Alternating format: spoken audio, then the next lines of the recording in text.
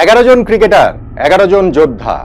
ক্রিকেটের মাঠে জীবনের লড়াইয়ে নামবেন তারা। ভারতের বিপক্ষে বাংলাদেশের পতাকাটাকে উঁচু থেকে আরো উঁচুতে ওড়ানোর মিশনে। চ্যাম্পিয়ন্স ট্রফিতে ভারতের সঙ্গে বাংলাদেশের লড়াই কেমন হবে? ইতিহাস, পরিসংখ্যান আর সাম্প্রতিক ফর্ম সব দিক থেকেই জমবে টান টান উত্তেজনা। কাদের কাদের একাদশে রাখবে বাংলাদেশ? বাংলাদেশ কি পারবে ভারতের দাপটের সামনে দাঁড়াতে, নাকি আবারও দেখাবে চমক? বিস্তারিত জানতে ভিডিওটি শেষ পর্যন্ত দেখতে থাকুন। 11 জন ক্রিকেটার, 11 জন যোদ্ধা। ক্রিকেটের মাঠে জীবনের লড়াইয়ে নামবেন তারা। ভারতের বিপক্ষে বাংলাদেশের পতাকাটাকে উঁচু থেকে আরো উঁচুতে ওড়ানোর মিশনে। চ্যাম্পিয়ন্স ট্রফির প্রথম ম্যাচটাতে দুবাইতে ভারতের বিপক্ষে কোন 11 জন নামবেন? সেনাপতি নাজমুল হোসেন শান্ত কোন 10 জন সৈন্য নিয়ে এই ম্যাচে খেলতে নামবেন? কেমন হবে বাংলাদেশের একাদশটা, সেটা নিয়ে একটু আলোচনা করতে চাই। দেখুন, বাংলাদেশ যে খুব ভালো একটা পারফর্মিং টিম তা নয়, আমাদের এইখানে একাদশ সাজানোটা যে খুব সহজ ব্যাপারটা সেটাও নয়। আমাদের দলটাতে নন পারফর্মারের সংখ্যা বেশি, যেই কারণে একাদশ সাজানোটা সবসময় একটা গোলমেলে ব্যাপার হয়ে যায়।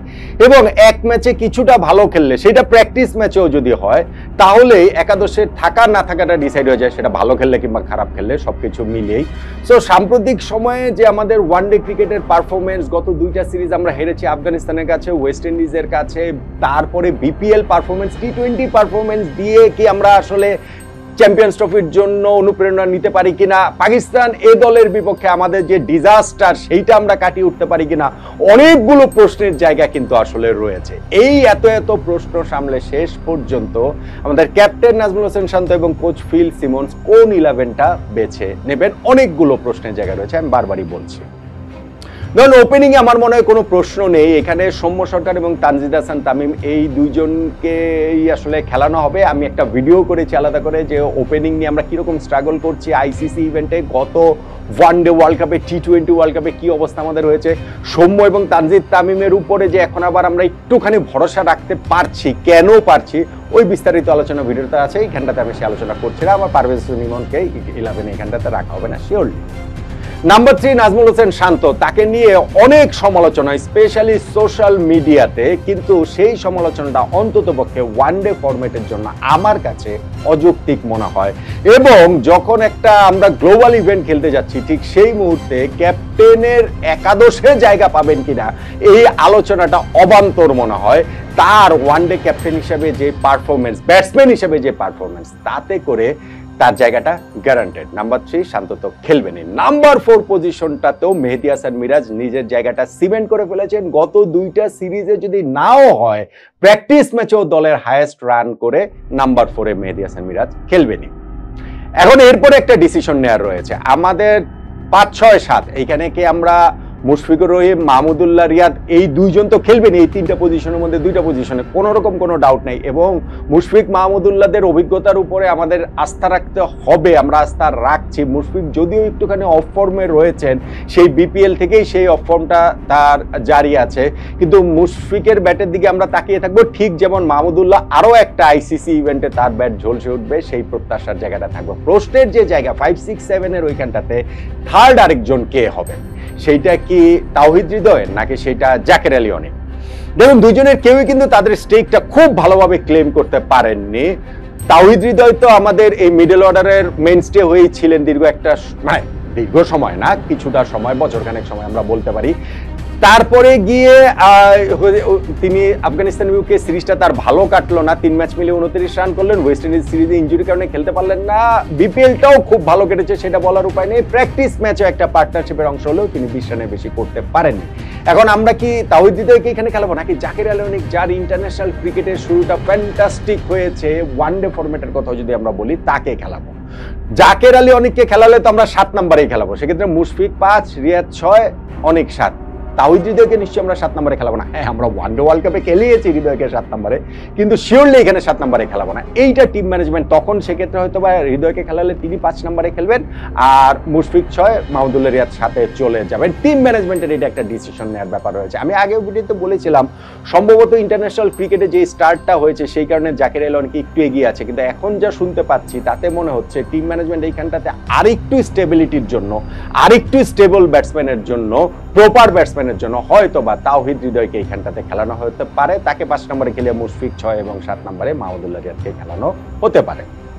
এরপরে গিয়ে আমাদের বোলিং লাইন আপ, আমাদের এই ব্যাটিং লাইন আপের এই জায়গাটাতে তো রয়েছে মেহেদী হাসান মিরাজ, সঙ্গে এখানটা থেকে আমরা 3 স্পিনার 2 পেসার নিয়ে খেলবো নাকি 3 পেসার 2 স্পিনার নিয়ে খেলবো, এটা একটা প্রশ্নের বিষয়।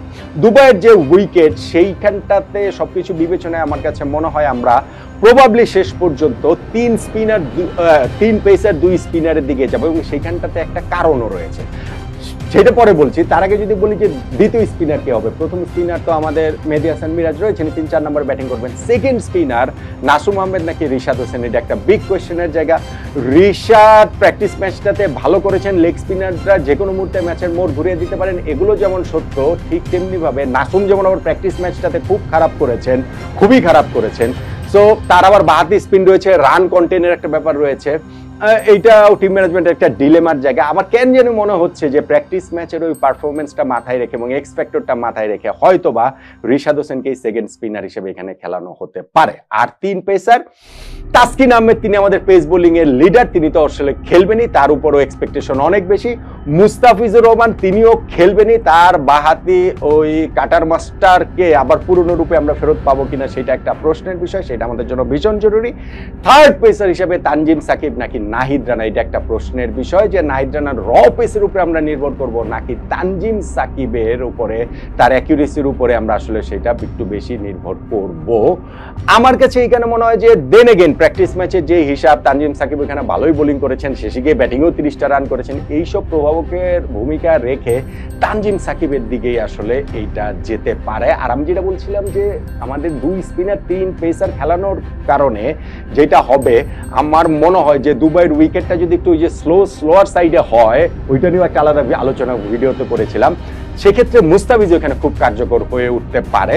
তো আমাদের 3 জন স্পেশালিস্ট স্পিনার আসলে আমরা খেলাবো না, তাহলে হচ্ছে কি ওইরকম উইকেট হলেও মুস্তাফিজ মানে যদি না এটা 100 মানে ধরেন 230-40 মিরপুরের উইকেটের মতো হয়, তাহলে এইখানটাতে আমার মনে হয় না যে আমরা 3 পেসার খেলানোর বিলাসিতা, 3 স্পিনার খেলানোর বিলাসিতা দেখাতে পারি, যেটা ইন্ডিয়া পারে, কারণ তাদের যে স্পিন বোলিং অলরাউন্ডার রয়েছে অনেকে। সো ফাইনালি গিয়ে ভারতের বিপক্ষে এই ম্যাচে বাংলাদেশের যে 11 জন ক্রিকেট যোদ্ধা দেশের পতাকাটাকে উঁচু থেকে আরো উঁচুতে ওড়ানোর মিশনে নামবেন বলে আমার ধারণা, তারা হচ্ছেন সৌম্য সরকার, তানজিদ হাসান তামিম, নাজমুল হোসেন শান্ত, মেহেদী হাসান মিরাজ, তাওহিদ হৃদয়, মুশফিকুর রহিম, মাহমুদুল্লাহ রিয়াদ, রিশাদ হোসেন, তাসকিন আহমেদ, মুস্তাফিজুর রহমান এবং তানজিম হাসান সাকিব। এটাই কি ভারতের বিপক্ষে চ্যাম্পিয়ন্স ট্রফির প্রথম ম্যাচের জন্য বাংলাদেশের সম্ভাব্য সেরা একাদশ বলে? তো বন্ধুরা, ভিডিওটি আপনাদের কেমন লাগলো? যদি ভিডিওটি ভালো লেগে থাকে তাহলে একটা লাইক, আর আমাদের চ্যানেলে নতুন হয়ে থাকে একটা সাবস্ক্রাইব করে আমাদের পাশে থেকে যেতে পারেন। ধন্যবাদ।